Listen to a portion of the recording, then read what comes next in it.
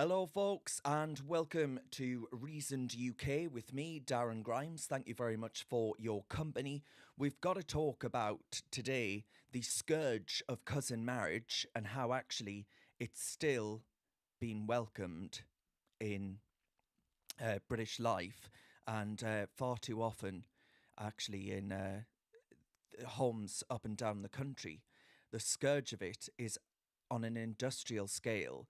And the Tories yesterday, Rob Jenrick pushed it at the dispatch box today, but it was by the former chairman of the Conservative Party, Richard Holden, who put forward a private members bill to outlaw cousin marriage. Now, that has been rejected, and this is what Robert Jenrick had to say about it in the first place. Now, many of you have been getting in touch saying, I thought this was illegal already. How could it not be illegal? I know. It is. It isn't, rather. And it is outrageous that it isn't. So, yeah, we are where we are. But, right, let's have a watch of what Rob Jenrick had to say at the dispatch box. Again, in modern Britain. He'll know that there has been a recent Law Commission report on marriage law more generally, and the Government is going to consult on broader reform to marriage law, and we will certainly consider the issues that he's raised before setting out a public position. Cousin marriage has absolutely no place in Britain. The medical evidence is overwhelming. It significantly increases the risk of birth defects. And the moral case is clear. We see hundreds of exploitative marriages which ruin lives. Frankly, it should have been stamped out a long time ago. Will the Justice Secretary commit to ending this medieval practice which is rearing its head once again in modern Britain? And this is the Labour Justice Secretary. There has been a recent Law Commission report on marriage law more generally, and the Government is going to consult on broader reform to marriage law, and we will certainly consider the issues that he's raised before setting out a public position. No, they won't do anything about it. They won't, because they absolutely all know, and thank you very much, the Mercy in there, for complimenting me on my thumbnail. I'll probably be going to prison, one of Keir Starmer's gulags, for doing that little naughty number.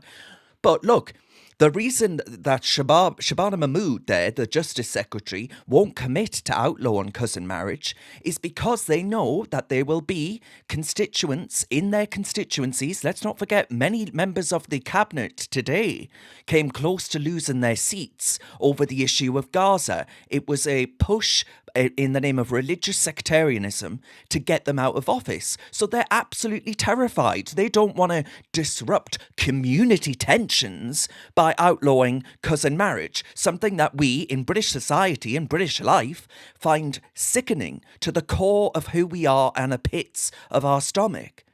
But they don't. And this is what an independent MP, someone that was elected over the issue of Gaza, who basically campaigned on an anti-Israel perspective, thousands of miles away here in Britain, and won a seat from Labour, independent MP, this is what he had to say today on cousin marriage in support of it.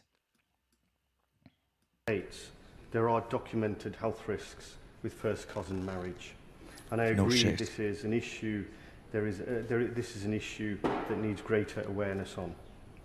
Virginity testing, forced marriages, and the freedom of women must be forced marriage must be prevented, and the freedom of women must be protected at all times.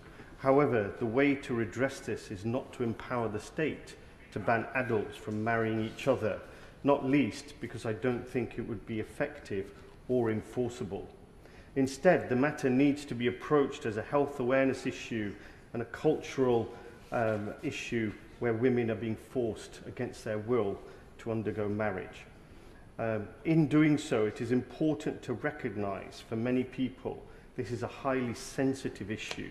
No. And in discussing it, I don't. we should try to step into the shoes of those who perhaps are not from the same culture as ours. I couldn't give a toss. Understand why the practice continues to be so widespread.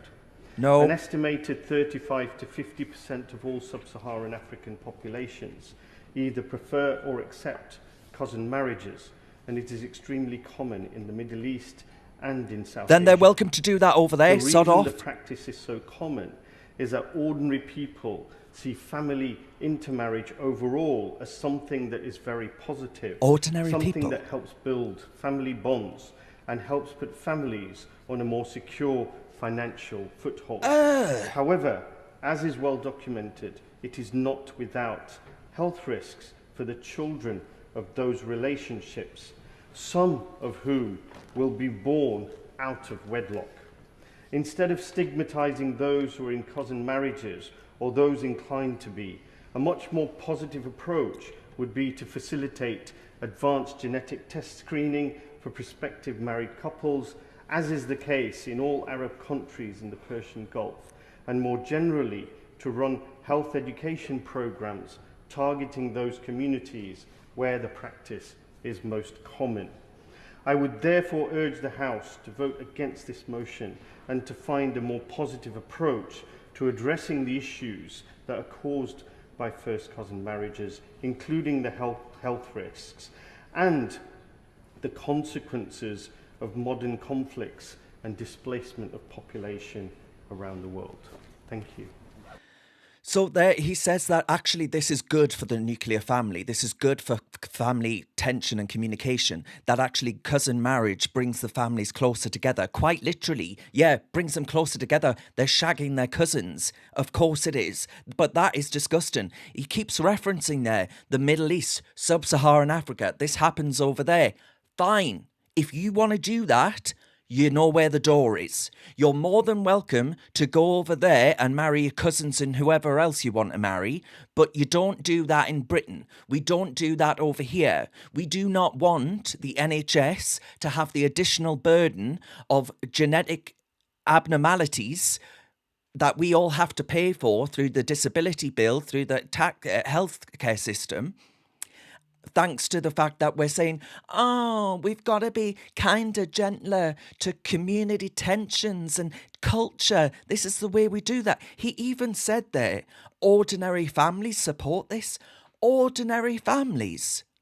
I know absolutely fuck ton of families in this part of the world, in the northeast of England, and I can guarantee you right now that if I suggested to any of them that they marry their cousin, the look would be one of horror. I would be frowned upon, seen as an abomination, and rightly so. He says we shouldn't stigmatise people for getting married to their cousins. Yes, we should. Stigma has its benefits because we actually proselytise our values, who we are as a country, through that stigmatisation. We don't do that in this country.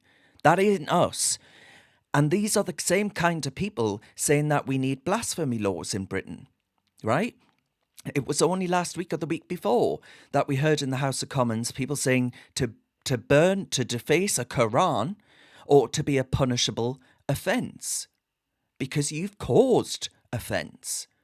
No, these are things that they're trying to force them upon us. They're trying to change us as a nation. In many respects, some of them are guests in our country. You have no right to tell us that our laws ought not be changed or ought to be changed just because you're offended or you want to marry your cousin. We don't do this here. And the sooner we actually stand up and make our voices heard, the better, because this is happening whether we like it or not. Was this ever a problem? Can you remember in your lifetime, many of you will be older than I am, can you remember this being an issue before Blair in 1997 got in and started allowing all and sundry to come to the country? Can you remember this being a problem?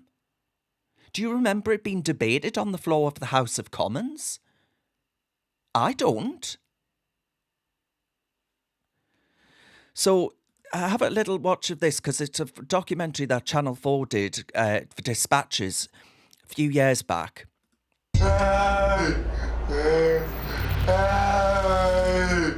Mohsin has a rare genetic disease which is gradually destroying his body.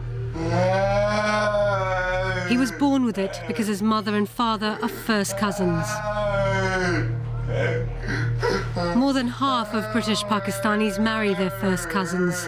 Tonight on Dispatches, the tragic consequences of a cultural practice that is devastating children's lives.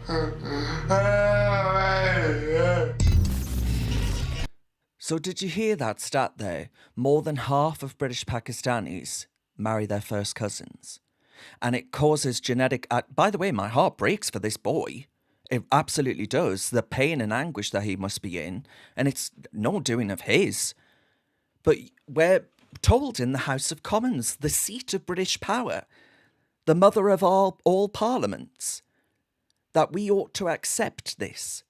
That this is something that we need to tolerate as a new British identity. No. Absolutely not. And then I went through some polling to see what the stats were on whether or not people support this sort of thing. So the Henry Jackson Society earlier this year did some polling on British Muslims and general public attitudes. And I scrolled down here and I got to... So it goes through Israel and Hamas, a lot of people far too supportive of a prescribed terrorist organisation. You probably all knew that already. And 52% want to make it illegal to show a picture of the Prophet Mohammed. So we know, I mentioned there, that's happening now in the House of Commons, where we've got these new MPs elected on a platform of religious sectarianism, who are now pushing the ideals of Islam and not the ideals of the British population. Only 23% say it would be undesirable to have Sharia law. 23% undesirable to have Islam declared the national religion. And then this stat here, only 35% say it would be undesirable to legalise polygamy, which is obviously the marriage of several other people outside of your first marriage. And the stats on voting Labour going down. Whether or not, we get to issues around, so there's lots of problems around anti-Semitism. Again, that won't be news to you if you've been following this channel for some time. We'll have a significant problem, and a lot of it is coming from large parts of the population. What's deeply worrying is the number of 18 to 34-year-olds, which are totally radicalised already in their young years. And Churchill famously said that if you're not a liberal when you're young, you don't have an art. Well, I mean, God help us if these people are going to get more conservative the older they get. And we go on, I mean, even saying that the BBC is biased towards Israel. I mean, pull the other one. So I'm not sure there's anything on cousin marriage in here, formation of a Muslim political party. I mean, that's already happening now. This is going to be at the forefront of our debate, where actually Islam and the issues around it, we will have to vote along religious sectarianism grounds. And I fear that, the divisions and the fissures that will create are seismic, utterly seismic. We can't grasp the sheer toll that will take upon the nation. Compulsory use of halal food in all schools and hospitals. 45% of British Muslims say yes to that. Again, that's not our society being accepted as their new life. That's their views and values being forced upon us. I actually would argue that I have a moral objection to halal food and the way it's procured. But apparently that makes me evil. I shouldn't have to eat that if I'm in hospital, should I? And yeah, the polygamy stats, that they're the only ones on marriage that I can see there. Being able to marry more than one person, supported far too highly. I mean, it's just deeply troubling. All of it's deeply troubling, but I thought you'd be interested in that. But look, the fact of the matter is that people like this are not going to go anywhere anytime soon. This is just going to get a hell of a lot worse. And we've got to be bold and brave in saying this isn't who we are, this isn't what we're about, and we absolutely won't accept this. Michael says, how warped are these beliefs? I agree, Michael. And Martin says, but 55 said no. Yeah, exactly. But, you know, it's primarily men who are saying yes, and men are the decision makers in many Muslim households. Cool Cat says, halal food production is disgusting and extremely cruel. Presumably, Cool Cat, you do not want to end the NHS. And Leroy says, get them all out. You know, those yesterday celebrating, so 2 days ago on the streets at about 2 a.m, we had people out on the streets firing off fireworks and flying Syrian flags. Now, when some of them were asked if they'd be going back home now that their country has this freedom of which they've been desperate for, I don't know what freedom looks like when you've replaced one dictatorship with an Islamist death cult, but nonetheless, they were excited by it. And I said, well, go back. You know where the door is. We've had you in. We've given you hospitality. We've kept you safe from harm. You're saying that this is freedom. This is what freedom looks like for you. Go back home. Very interesting how many are loath to say yes to that. Wonga, wonga, wonga. Now, Martin says it's okay as they pay the medical bills for the progeny of cousin marriage. Well, we do. We pay the medical bills through the National Health Service. And Asabik says it's not only a random cousin marriage either. This is a succession of cousin marriages over generations. And Casper says, unfortunately, this is the future of the United Kingdom now. Islam is protected above all other religions.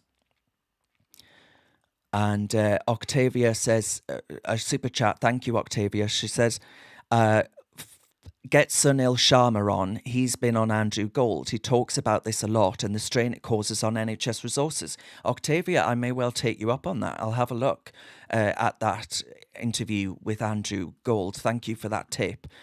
And I go back to the Mercian's comment, top tier thumbnail. I am. Folks, I'm going to prison. I'm going to prison. That's what's going to happen now. I've made some banter against our new national religion and, of course, Sir Keir Starmer's new national religion. And Rational Rage says freedom of women is why the West is collapsing. Well, I don't agree with that. I don't agree with that at all. You'd probably also say that freedom of gays is the reason the West is collapsing. Do I think the LGBT alphabet soup has gone far too far and that actually all I ever wanted in law was to be left the hell alone? Well, we got that. Move on. We haven't done that. And I agree some feminists are in a similar vein, but freedom of women, absolutely not. To be oppressed into cousin marriages, to be oppressed into these death cults or oppressed by some religion that says that your life ain't your own. Nah. If that's freedom, I don't think many women would want that. I mean, I'm all for choice, believe me, but that ain't choice. That's the point. Michael says they're not going anywhere. He's talking about the Syrians there. And I Eat Lefty says, with all the interbreeding, just think of all the birth defects that we will have to pay for. Yeah, exactly. And look, we see this in this Dispatches documentary from Woke Channel 4. You know, this isn't coming from Reasoned UK. We cool cats here. This is coming from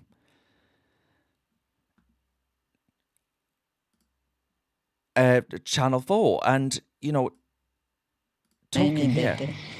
वो बोलते हैं इधर ही रहें हमारे पास हम आपका देखभाल करेंगे क्या ज़्यादा मोहब्बत प्यार होता है अगर कुछ बोल भी जाने जो बड़े much more love and affection for those within the family. तो इतना महसूस नहीं होता क्योंकि हम रिश्तेदारी ऐसी होती है बहन भाई होते हैं उनके अगर औलाद एक दूसरे के घर शादी हो जाती है. We haven't seen any negativity in it, so therefore we are all for it.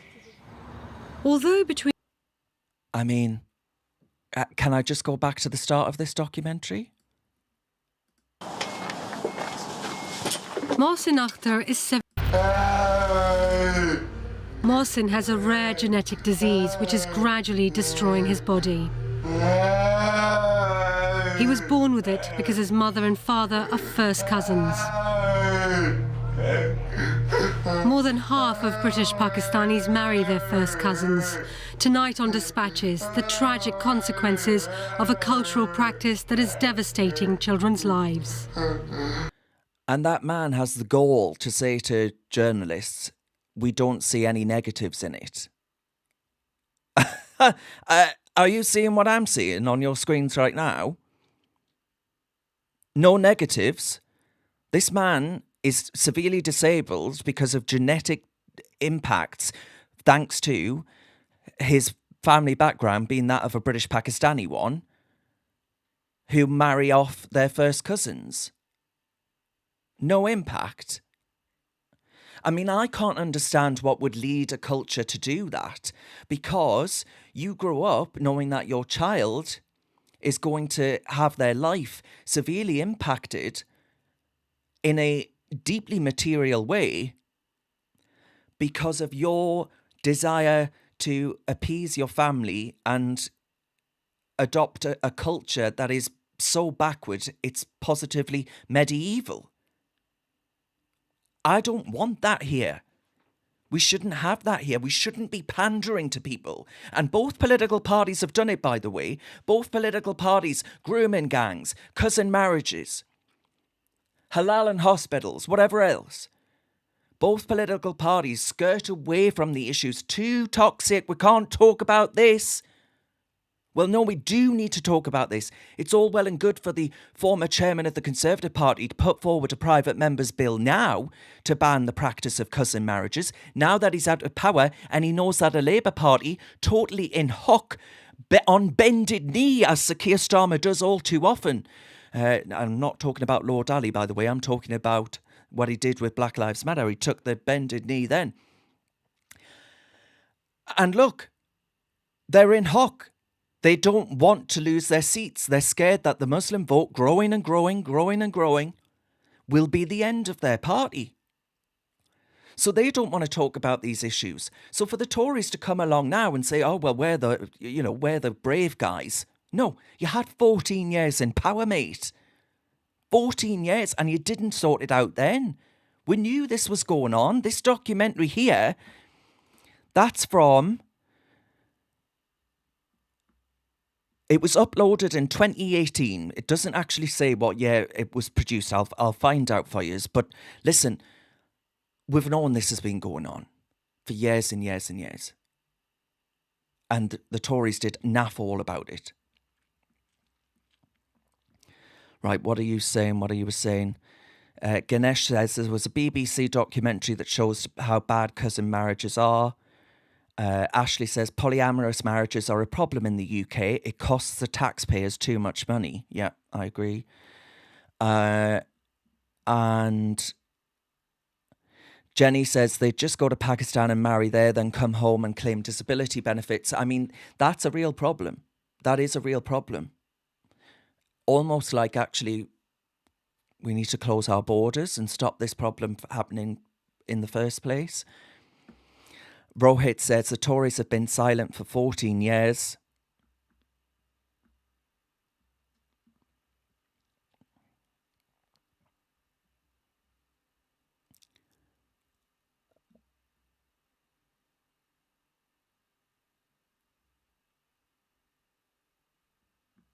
And Hazel says, I bet you the females are being the ones forced into this situation. No, I can totally bet that as well. I can totally see that. And on this poor lad, Michael says he didn't do it himself. It's totally heartbreaking. Exactly, it is. Joy says it's filthy and depraved in my opinion. No one is asking about the poor children who are born and have disabilities because of their filthy morals, and many women are forced to marry and be enslaved. I agree. But where are the politicians brave and bold in standing up and saying this ain't the way we do things in Britain? You know, where are they at? I think the people like Rupert Lowe are the only brave ones in Parliament. Reform are the real opposition. I mean, I might be a bit biased. You can see my little hat here. But this ain't the way we do things in this country.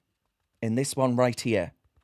But this sectarianism, this parliamentary intervention, aided and abetted by the Labour Party, it's going to get a hell of a lot worse. I tell you that much. Right, my friends, I'll do another live in a bit. I don't know what it's going to be on, but I'll see you then. Thank you for getting involved and allowing me to read out some of your comments. I'll see you in the next one. Don't forget you can support Reason. There's a link in our YouTube description where you can sign up to actually win some prizes by helping sharing a fundraiser that we're going to do for Reason, because, well, I've got a mortgage to pay and we've got to keep these lights on. And that one. And the electricity in this country's going through the roof. All right, guys, cheers very much. Hit the like button if you haven't already.